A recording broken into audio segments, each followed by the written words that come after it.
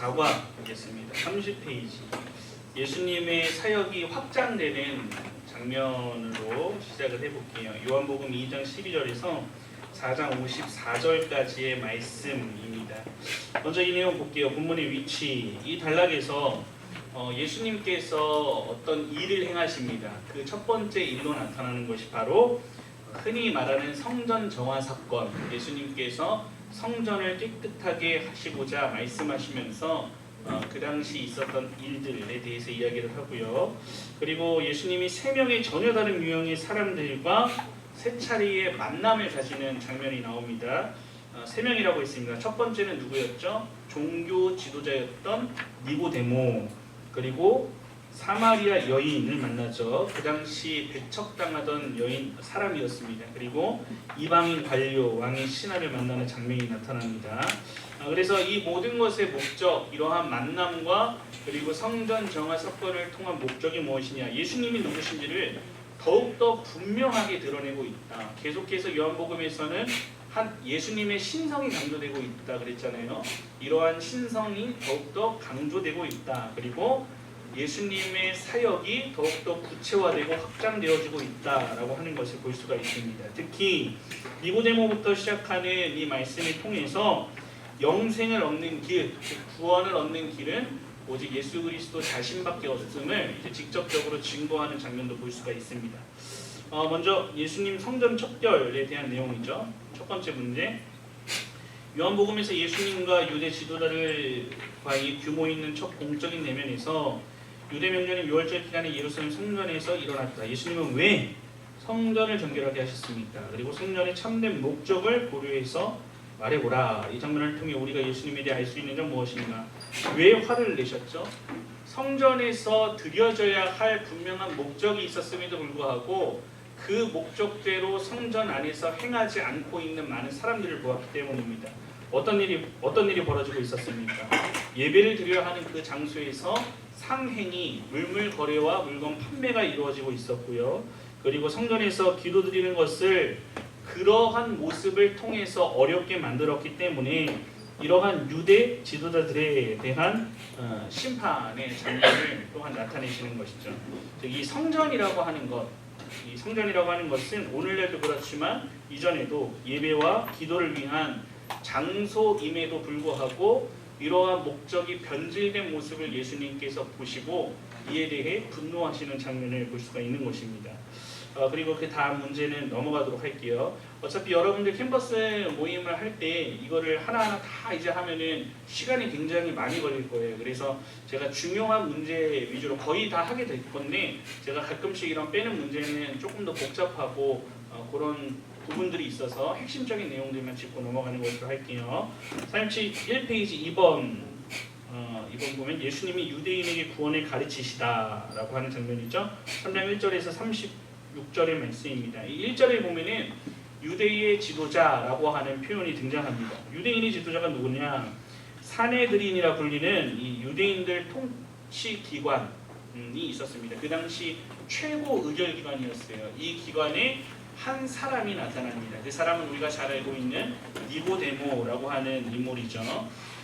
그럼 첫 번째 문제 볼까요? 니고데모는 바리새인이었습니다. 그리고 유대인들 사이에서 존경받는 학자이기도 했습니다. 근데 예수님을 밤에 찾아왔다라고 성경이 소개를 해요. 이 니고데모가 밤중에 예수님을 찾은 이유 무엇인가? 예수님은 왜 그리고 어떻게 이 대화를 끌어가시는가? 이 밤중이라고 하는 포인트를 가지고 이야기를 하고 있어요. 왜 이때 찾아왔을까요? 분명 예수님을 유대인이 따른다는 것은 그만큼 위험성을 동반하는 거겠죠. 유대인들 사이에는 배신자가 될 수도 있는 거기 때문에 니고데모는 인간적인 마음에 예수님이 누구신지 궁금하고 하기도 했지만 두려웠던 거예요. 그렇기 때문에 아무도 없는, 움직임이 없는 그 밤에 예수님을 몰래 찾아갔던 겁니다. 사람들의 눈에 발견되지 않기 위해서. 그리고 니고데모가 하는 그 질문을 봤을 때, 그리고 요한복음에서 이 밤이라고 하는 이 용어가 나타내는 것을 봤을 때 요한은 상징적인 의미로서 사용하는 부분들이 있는데 이 밤이라고 하는 용어도 마찬가지입니다. 이 밤은 요한복음에서 영적인 어두움을 상징할 때 주로 사용됨을 볼 수가 있어요. 밤이라고 하는 게. 즉 니고데모가 두려웠기도 했지만 니고데모의 현재 영적 상태가 어두워져 있는, 아직 예수님이 누구신지 분명히 깨닫지 못한 상태였음을 확인할 수가 있는 것입니다. 이 밤에 찾아갔다라고 하는 것으로. 그 다음 문제 볼까요? 요한복음 3장 3절에 따르면 하나님의 나라를 모르면 어떤 일이 일어나야만 하는가, 또한 거듭나려면 어떤 일이 일어나야만 하는가. 거듭나야 한다는 것이죠. 하나님의 나라를 모르면 어떤 일이 일어나야 합니까? 그 뒤에 나오는 질문과 같이 거듭나야 하나님의 나라를 볼 수 있다라고 예수님이 증거합니다. 근데 어떤 일이 일어나야 하는가 라고 했을 때 성경 말씀을 보니 물과 성령으로서 거듭나야 한다라고 증거하고 있습니다.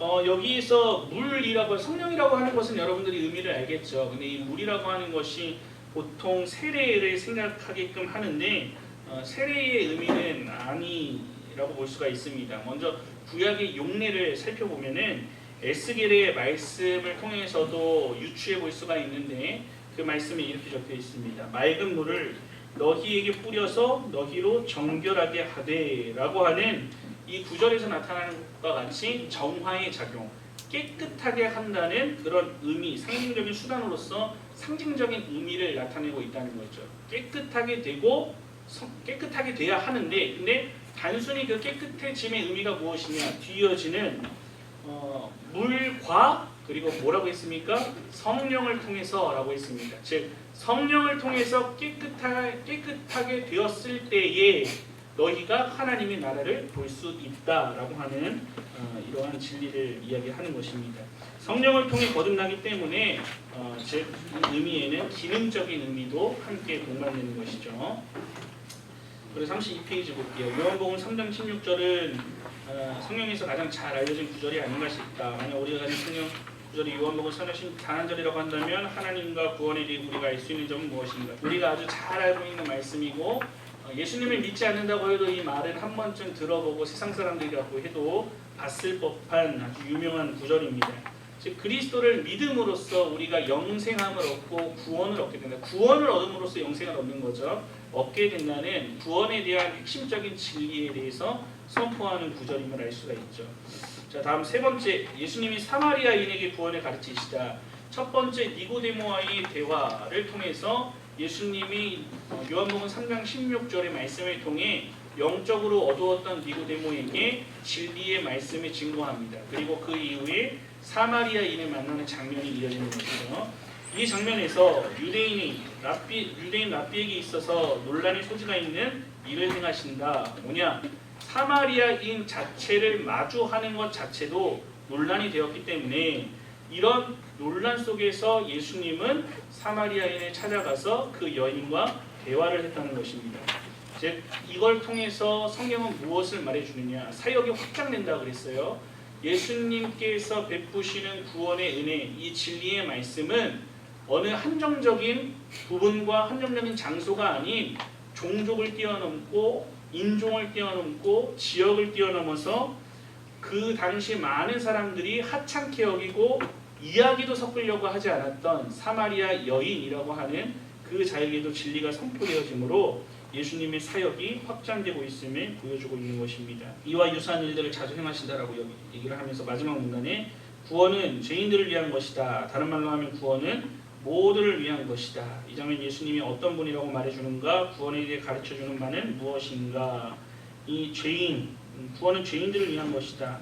모든 인간, 즉 모든 하나님께서 구원하시기로 창세 전에 계획한 자들을 정확히 말하면 의미를 하죠. 이 장면에서 예수님은 어떤 분이라고 이야기를 하고 있는가? 25절과 26절을 보면 이렇게 말합니다. 메시아, 곧 그리스도라고 정확하게 증거를 하고 있고요. 이 여인의 질문에 대한 예수님의 답변이 무엇이었습니까? 42절을 보면은 세상의 구주로 오셨다. 구원주로서 오셨음을 예수님의 말씀을 통해서 확실히 확인해 주시고 있으십니다. 그리고 그 아래 보면 예수님과의 만남의 여인은 무엇을 하는가? 여기서 우리가 배울 점은 무엇인가? 39절을 보면은 예수님하고 만났어요. 구원에 대한 진리를 깨달았어요. 그리고 깨달았다 끝 이렇게 하고 나 혼자 만끽해야지 라고 했습니까? 성경을 보면은 사마리아 여인이 했던 행동이 있습니다. 그 행동은 39절에 나타나는데 예수님의 말씀을 증언하고 많은 사마리아인이 예수를 믿게 되었습니다. 이 여인을 통하여서 예수 그리스도가 증거되었다는 겁니다. 즉 예수님을 통해서 진리를 얻고 누리게 된 그 여인은 자기 혼자만 그것을 누린 것으로 끝난 것이 아니라 자연스러운 반응으로서 사마리아의 자신과 같은 여인들에게 천대받고 멸시받던 그 여인들에게 예수 그리스도의 복음을 증거했고 그 복음을 통해서 많은 사마리아 여인들이 예수님을 영접하게 된 결과를 성경은 증거하고 있습니다. 우리 또한 마찬가지죠. 예수님을 여러분들이 영접하고 살아간다고 한다면 자연스러운 반응으로서 여러분들은 무엇이 나타나야 합니까? 그 예수님을 세상 가운데 여러분들의 주변부터 증거하는 삶의 모습이 나타나야 한다는 걸 기억해야 하는 것이죠. 그리고 네 번째 볼게요. 예수님의 전도사요. 우리 예수님은 존경받는 유대교 선생이었고 소외된 사마리아 여인, 예수님이 존경받는 유대교 선생, 소외된 사마리아 여인, 로마 정벌을 위해 일하는 관료에게 복음을 전하시는 장면이 기록되어 있는데 이러한 모습을 통해 우리는 하나님의 은혜의 복음이 모든 부류의 사람들 그리고 세상 모든 사람들에게 차별 없이 열려 있다는 사실을 알 수 있다. 이 말씀을 기억하면서 우리 또한 누군가를 차별하면서 저 사람은 안 될 거야 라고 우리 편에서 단정을 짓거나 혹은 복음의 메시지를 내가 증거하려고 시도조차 하지 않는 것이 아니라 사마리아 여인과 같이 내가 믿고 내가 확신한 바를 여러분들의 가까운 주변부터 전해야 되는 사명이 있음을 기억해야 하는 것이죠. 33페이지 복음 메시지에서 거듭남이라고 하는 부분을 보겠습니다. 부활의 능력은 부활에 대한 내용이니까 여러분들이 읽어보면 그 의미를 알 수가 있어요. 이 거듭남, 요한복음 3장에 따르면 구원은 근본적으로 인간의 결심이나 결단으로 이루어지는 것이 아니다. 구원, 내가 믿겠다고 해서 얻어지는 것이 아니다 라고 이야기를 하죠.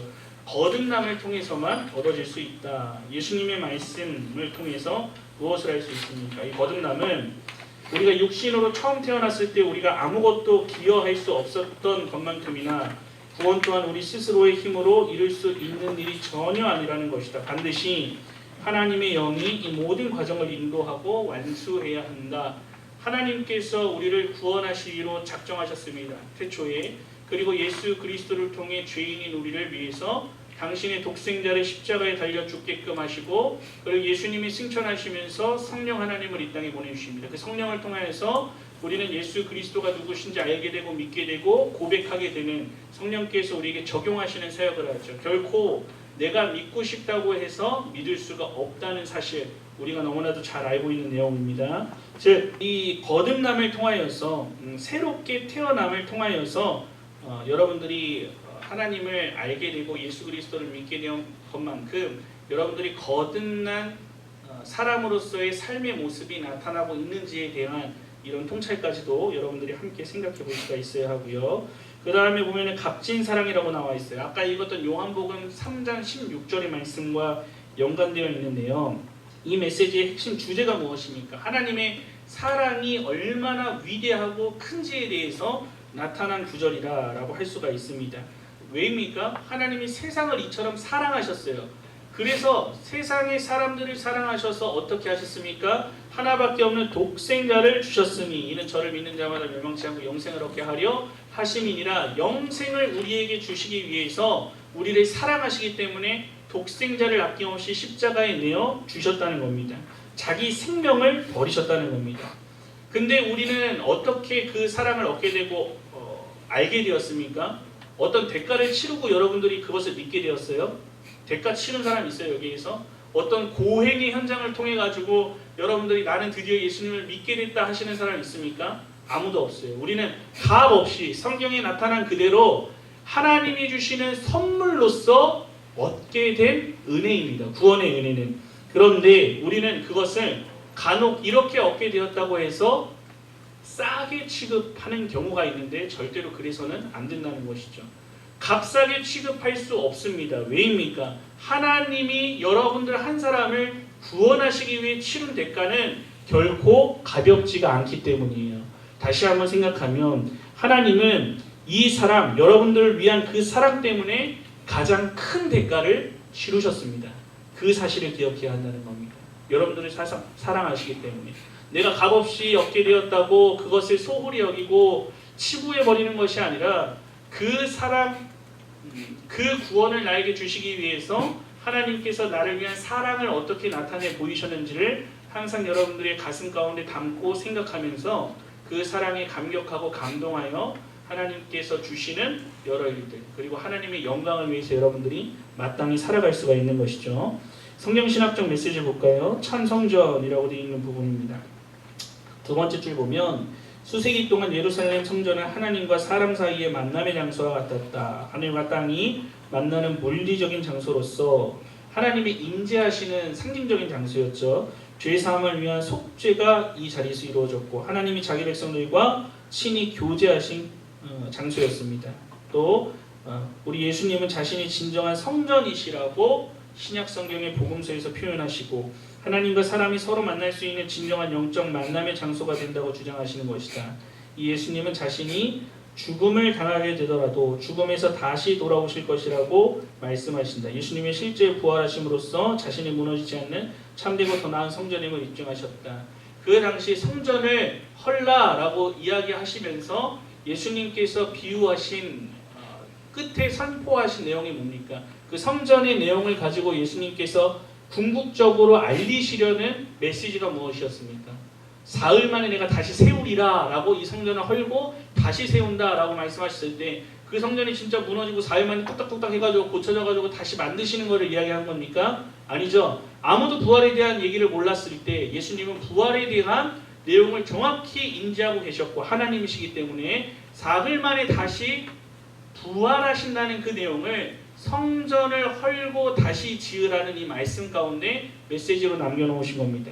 그래서 그 참된 성전, 갱신, 구약의 그 말씀에 있어서의 완전한 갱신을 예수 그리스도께서 이루셨음을 여기서 다시 말하는 것이고 성전에 있어서의 아까 전에 그 내용의 연결은 그렇게 마무리된다. 예수님의 부활에 대한 내용을 예언하면서 메시지를 분명하게 선포하면서 마무리됨을 우리가 알고 있습니다. 35페이지 조직신학 메시지 볼게요.